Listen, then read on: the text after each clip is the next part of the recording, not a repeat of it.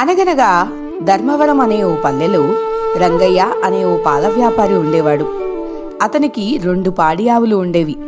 అందులో ఒకటి గంగ, మరొకటి యమున. ఆ ఆవులంటే రంగయ్యకు చాలా ఇష్టం. వాటిని చాలా ప్రేమతో చూసుకునేవాడు. అలా రోజులు గడుస్తూ ఉండగా ఒకరోజు, నాన్న నాన్న ఈ ఏడు పరీక్షా ఫలితాలు వచ్చాయి నాన్న. నేను ఫస్ట్ క్లాస్లో పాస్ అయ్యాను. అవునా అయ్యా, చాలా సంతోషం. చల్లని మాట చెప్పావు.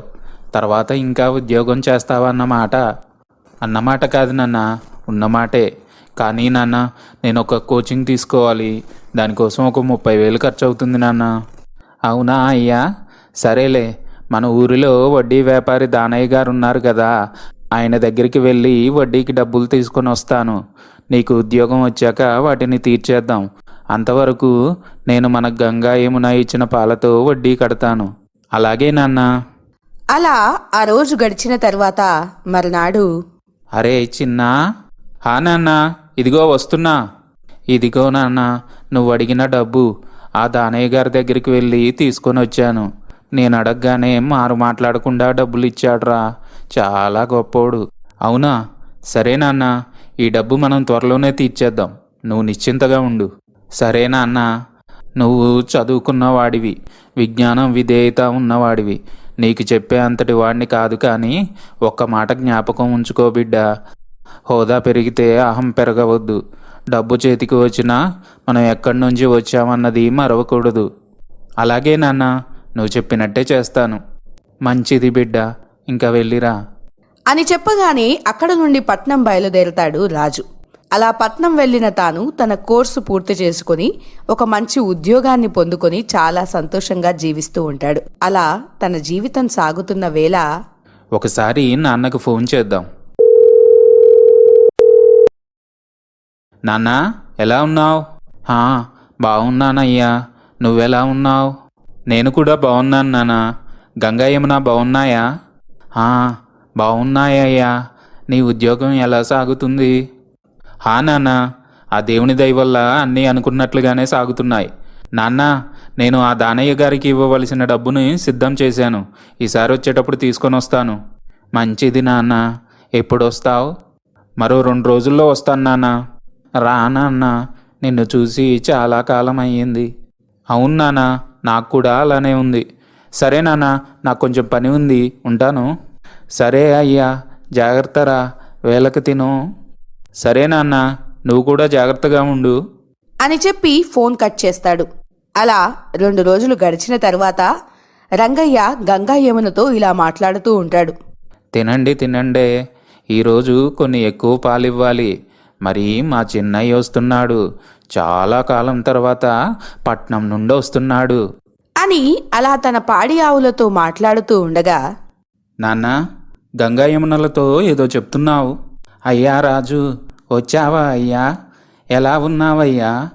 నేను బాగున్నా నాన్న. నువ్వెలా ఉన్నావు? గంగా యమున మీరెలా ఉన్నారే?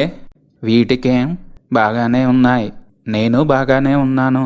సరే, నువ్వు రా నాన్న, లోపలికి వెళ్దాం అని అనుకుంటూ ఇంట్లోకి వెళ్ళి మంచి చెడులు మాట్లాడుకుంటూ ఉంటారు. నీకు ఒక మంచి సంబంధం చూసి పెళ్లి చేయాలనుకుంటున్నాను నాన్న. నాకప్పుడే పెళ్ళికి ఏం తొందర వచ్చింది నాన్న. మీ అమ్మాయి కనుక బ్రతుకుంటే ఈ పాటికి నీకు పెళ్లి చేసేది. ఇప్పటికే ఆలస్యమైంది నాయన. సరే నాన్న, మీ ఇష్టం. నాన్న, ఇదిగో 30,000. ఆ దానయ్య గారి అప్పు తీర్చేయండి. అలాగే అయ్యా, రేపే వెళ్ళి తీరుస్తాను. నాన్న, అన్నట్టు చెప్పడం మర్చిపోయాను. నేను రేపు బయలుదేరుతున్నాను. ఈసారి వచ్చేటప్పుడు ఒక శుభవార్తతో వస్తాను. ఇప్పుడే కదయ్యా వచ్చింది, అప్పుడే వెళ్తావా? నాన్న, నేను మన పక్క ఊరిలోనే పోస్టింగ్ వేయించుకుంటున్నాను. ఇంకొద్ది రోజుల్లో పూర్తిగా నీతో పాటే ఉండటానికి వచ్చేస్తాను. ఈ విషయం గురించే ఈరోజు మండల కార్యాలయానికి వెళ్ళి వస్తున్నాను. అవునా అయ్యా, చాలా మంచి మాట చెప్పావురా. సరే, అలాగే కానివ్వు.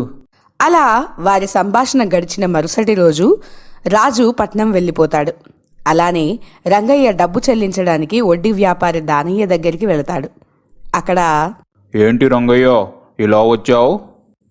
అయ్యా, మీ దగ్గర తీసుకున్న అప్పు తీర్చడానికి వచ్చానయ్యా. మీరు ధర్మప్రభువులయ్యా. మీలాంటి వాళ్ళు ఉండటం వల్లే మన ఊరు సంతోషంగా ఉందయ్యా. తీసుకోండి అయ్యా. సరేలేరా, నీ మాటలు కానీ.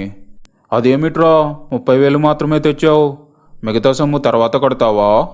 అదేమిటయ్యా, నేను తీసుకుంది 30,000 కదా, నెల నెల వడ్డీ కూడా కడుతున్నాను కదయ్యా. నేను నీకు అప్పిచ్చింది 60,000.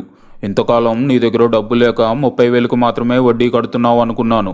వడ్డీ అసలు కలిపి మొత్తం 1,00,000 రూపాయలు అయింది. అదేమిటయ్యా అలా అంటున్నారు? మీరు అలా అనడం మంచి పద్ధతి కాదయ్యా. అరే ఏంట్రా, నా ముందే నోరు లేస్తుంది? నువ్వు డబ్బు తీసుకుని పోయేటప్పుడు చాలా సంతోషంగా వెళ్ళావు, కట్టడానికి వచ్చేసరికి నీకింత బాధేస్తుందా? ఎవర్రా అక్కడ? వెళ్ళి వీడి ఆవులు తోలుకొని రండ్రా, అప్పుడు తెలుస్తుంది వీడికి. అయ్యా అయ్యా వద్దయ్యా, మీకు ఇవ్వవలసిన సొమ్ముని ఎలా అయినా ఏర్పాటు చేస్తాను. దయచేసి నా ఆవులను మాత్రం ఏం చేయకండి అయ్యా. నీకు వారం రోజులు సమయం ఇస్తాను.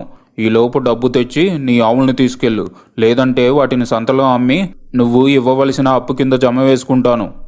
అయ్యా వద్దయ్యా, మీరు చెప్పినట్టే చేస్తాను. అరే వీడు ఇలానే అంటాడు కానీ మీరు వెళ్ళి వాటిని తోలుకొని రండ్రా అని చెప్పి ఆ ఆవుల్ని తోలుకొని వచ్చి దానయ్య ఇంటి ముందు కట్టేస్తారు. ఇంటికి వెళ్ళి జరిగిన సంగతినంతా తన కొడుక్కి ఫోన్ చేసి చెబుతాడు. అప్పుడు రాజు, అవునా నాన్న, ఆ దానయ్య అంత మూర్ఖంగా ప్రవర్తించాడా? సరే నాన్న, నువ్వు దిగులు పడకు, నేను డబ్బు ఎలాగైనా సర్ది మన గంగా యములని తీసుకొని వస్తాను, నువ్వు బాధపడకు నాన్న. ఇక్కడ ఇది ఇలా ఉండగా అక్కడ దానయ్య ఇంట్లో, అయ్యా, మీకున్న పేరు, పలుకుబడి, హోదా చూసి మా కంపెనీ మీతో భాగస్వామ్యం కుదుర్చుకోవడానికి ఏకగ్రీవంగా ఒప్పుకుంది. దానికి మీరు ఈ కాగితాల మీద సంతకం పెట్టండి చాలు. ఆహా, ఎంత గొప్ప మాట చెప్పారు. ఈ శుభవార్త కోసం చాలా కాలం నుండి ఎదురు చూస్తున్నాను. తప్పకుండా పెడతాను అని చెప్పి సంతకాలు పెట్టి తిరిగి ఆ పత్రాలు ఇచ్చేస్తాడు. అంతలో అక్కడికి ఇంకో వ్యక్తి వస్తాడు. మేనేజర్ గారు, సంతకాలు అయిపోయాయా? అయిపోయాయి సార్. మరి ఇంకెందుకు ఆలస్యం, కానివ్వండి. దానయ్య గారు, మీరు, మీ భార్య, పిల్లలు, ఒంటి మీద ఉన్న నగలు, డబ్బు అన్నీ ఇక్కడే వదిలేసి ఇల్లు ఇప్పుడే ఖాళీ చేయండి. ఏమిటి తమాషాగా ఉందా? నేను నా ఇల్లు వదిలిపెట్టిపోవడం ఏంటి? అయినా నిన్నెక్కడో చూసినట్టు ఉందే. ఎవరు నువ్వు? చూసినట్టు కాదు, కలిసినట్టు కూడా ఉంటుంది. మేనేజర్ గారు, ఇంకా ఈయనతో మనకి మాటలేంటి? మెడలు పట్టుకొని బయటకు గెంటేయండి. ఇది నా ఇల్లు. అసలు మీకు ఏం హక్కు ఉందని నన్ను నా ఇంట్లో నుంచి వెళ్ళగొట్టాలని చూస్తున్నారు? ఊర్లో వాళ్ళందరి దగ్గర తప్పుడు పత్రాలపైన సంతకాలు పెట్టించుకుని అధిక వడ్డీలు వసూలు చేసే నీకు నువ్వు సంతకం పెట్టిన పత్రంలో ఏముందో చూసుకోలేదా? నువ్వు సంతకం పెట్టిన పత్రంలో రాసినట్టుగా బంగారం, డబ్బు, ఆస్తి అంతటి మీద నేటి నుండి సర్వ హక్కులు మావే. తమరు దయచేయొచ్చు. అలా జరగడానికి వీల్లేదు. అయ్యా అయ్యా, అలా చేయకండి అయ్యా, నేను నా పిల్లలు రోడ్డున పడతాం. నీకు దిక్కున్న చోట చెప్పుకో, కానీ ఇక్కడి నుంచి వెళ్ళు. అంతలో ఒక ముసలావిడ అక్కడికి వస్తుంది. వచ్చి, అయ్యా చాలా మంచి పని చేశావు.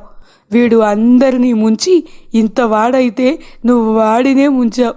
కానీ వీడి చేతిలో అనేక మంది నష్టపోయారయ్యా. వాళ్ళకి కూడా నువ్వే అండగా నిలబడాలయ్యా. తప్పకుండా అమ్మా, అయినా ఇలాంటి వాళ్ళకి అలానే జరగాలి. అంతలో ఆ సంగతి ఊర్లో అందరికీ తెలుస్తుంది. అలా ఆ మాట రంగయ్య చెవిన కూడా పడుతుంది. అప్పుడు రంగయ్య వేగంగా అక్కడికి వెళతాడు. వెళ్ళి చూసేసరికి, అరే రాజు, నువ్వా నాయనా? మనం అలా చేయకూడదయ్యా. వాడి పాపాన వాడే పోతాడు. వాడి ఆస్తిని వాడికి ఇచ్చేయ్యా. అలాంటి వాడికి ఇలా జరగాల్సిందే నాన్న. వద్దు నాన్న, ఎవడి పాపాన వాడిపోతాడు. వదిలేయి నాన్న, పద ఇంటికి వెళ్దాం. రంగయ్య, ఇతను నీ కొడుకా? నా తప్పు నేను తెలుసుకున్నాను రంగయ్య, నన్ను క్షమించు రంగయ్య. నువ్వు డబ్బు తీసుకుని పోయేటప్పుడు చాలా సంతోషంగా వెళ్ళావు, కట్టడానికి వచ్చేసరికి డబ్బు ఇచ్చేస్తాను, ఇంకెప్పుడు ఇలా చేయను. నువ్వు చెప్పు రంగయ్య, నా పైన నా పిల్లలపైన దయ ఉంచు రంగయ్య. నాయనా, వీడితో మనకెందుకయ్యా? తప్పు తెలుసుకున్నా అంటున్నాడు కదా, ఈసారికి వదిలేయ్యా. సరే నాన్న. ఒరే, ఇదిగో నీ ఆస్తిపత్రాలు. నీ చావు నువ్వు చావు. అయ్యా, ఒక్క క్షణం నాకు జీవితం శూన్యమైనట్టు అనిపించింది. నా వల్ల ఎంతోమంది ఈ బాధను అనుభవించి ఉంటారు. ఇంకా ఎప్పటికీ నేను ఇలా చేయను. ఎవరెవరి దగ్గర అయితే నేను ఎక్కువ వసూలు చేశానో వారి డబ్బు వారికి తిరిగి ఇచ్చేస్తాను. నేటి నుండి వడ్డీ లేకుండానే అప్పులు ఇస్తాను. నాకు మంచి జ్ఞానోదయం అయింది. నా కళ్ళు తెరిపించినందుకు మీకు చాలా కృతజ్ఞతలు. మీలో ఈ మార్పు ఆశించే మేము ఈ పని చేశాం. దయచేసి మిమ్మల్ని బాధ పెట్టి ఉంటే మమ్మల్ని మన్నించండి. అయ్యా, నువ్వు నిండు నూరేళ్ళు వర్ధిల్లాలి. మీలాంటి వాళ్ళు మాలాంటి వాళ్ళ చాలామంది బాధలను తెలివితో తీర్చావయ్యా. ఎంతైనా చదువుకున్న జ్ఞానం వేరు. రంగయ్య, నీ బిడ్డని వజ్రంలా తయారు చేశావయ్యా మీ మాటలకు చాలా ధన్యవాదాలమ్మా అని చెప్పి ఆ మాటలకు మురిసిపోయిన రంగయ్య ఒక మంచి సంబంధం తెచ్చి తన కొడుకుకు పెళ్లి చేసి వారి పిల్లలను మరియు గంగా యమునలను చూసుకుంటూ జీవనం కొనసాగిస్తూ ఉంటాడు. చూశారు కదా, ఆశ మనిషికి తన ఆశయాన్ని చేరుకోవడానికి సహాయపడితే అత్యాశ ఎదుటివాని బలహీనతను ఆసరాగా చేసుకుని అందినంత దోచుకోవాలని చూస్తుంది. అలా అత్యాశతో పరుల సొమ్ము దోచుకోవాలని చూసే ప్రతివాడు ఏదో ఒకరోజు మార్పు చెందవలసిందే. లేదంటే ఇలాంటి రాజులు ఉదయిస్తూనే ఉంటారు. కథ నచ్చిందా? అయితే లైక్ చేయండి, షేర్ చేయండి, సబ్స్క్రైబ్ చేయడం మర్చిపోకండి.